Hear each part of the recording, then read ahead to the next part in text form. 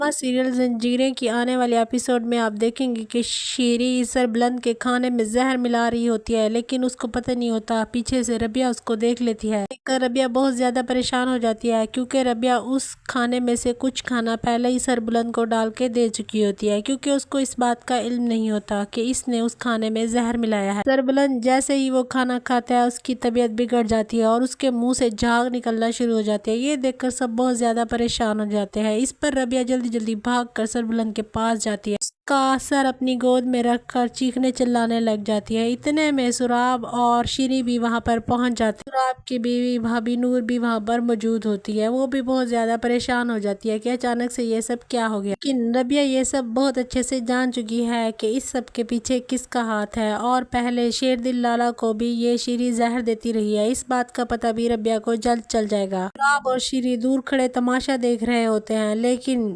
ربیہ نوکر کی مدد سے سربلند کو فوراً سے ہاسپٹل لے جاتی ہے۔ وہاں ٹائم پر علاج ہونے کی وجہ سے سربلند کی جان بچ جائے گی، لیکن اور سراب لالا کا راز بہت جلد فاش ہونے والا ہے، کیونکہ ربیہ اب اس بات کی تہہ تک پہنچ چکی ہے کہ اس حویلی کی تباہی کے ذمہ دار اور کوئی نہیں بلکہ اس گھر میں رہنے والے اور سربلند کے انتہائی قریبی لوگ ہیں، وہ سراب جس کو سربلند اپنا بڑا بھائی جانتا ہے۔ سربلند اس بات سے ناواقف ہے کہ اس کی جان کا دشمن بھی وہی سراب ہے، اور اس حویلی کی مکمل تباہی کا ذمہ دار اور کوئی نہیں بلکہ سراب ہی ہے۔ ربیہ فیصلہ کر چکی ہے کہ وہ ساری حقیقت سربلند کو بتا دے گی۔ وہ بس موقع کی طاق میں ہوتی ہے کہ جیسے ہی اس کو موقع ملے گا وہ ساری حقیقت سربلند اور اس کی اماں جان کو بتا دے گی۔ سربلند کو ہاسپٹل میں کچھ دن کے لیے ایڈمٹ کر لیا جاتا ہے اور وہاں پر ربیہ اس کی خوب خدمت کرتی ہے۔ ربیہ کو یوں خدمت کرتا دیکھ اماں جان بہت حیران ہوگی۔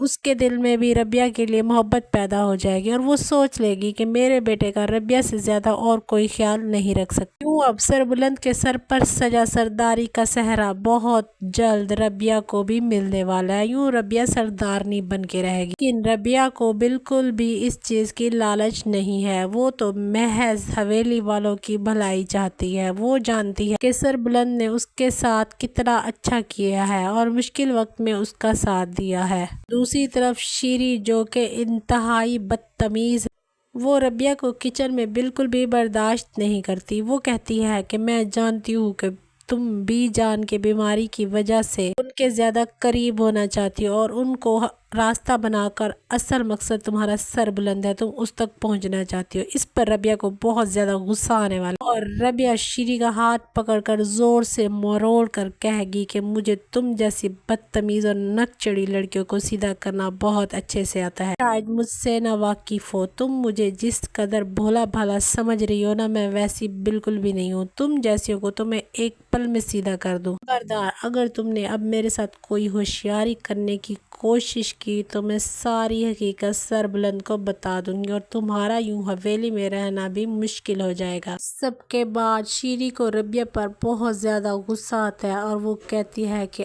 اب دیکھنا تمہیں میں اس حویلی میں ٹکنے نہیں دوں گی اور دیکھتی ہوں کہ تم کیسے سربلند کو ساری حقیقت بتاتی ہو۔ تم بھی مجھے نہیں جانتی، اور یوں دوڑی ہوئی کچن سے باہر جائے گی اور سراب کو ساری حقیقت بتا دے گی۔ اب سراب اور شیری کا اگلا ٹارگٹ ہونے والی ہے ربیہ۔ دیکھتے ہیں ربیہ اپنی ذہانت کے ذریعے سے کیا مات دے پائے گی شیری اور سراب کو، یا پھر ان کا شکار بنے گی خود۔ کہ اس کے بارے میں کیا رائے ہے، ہمیں کمنٹ سیکشن میں اپنی رائے ضرور دیجیے گا۔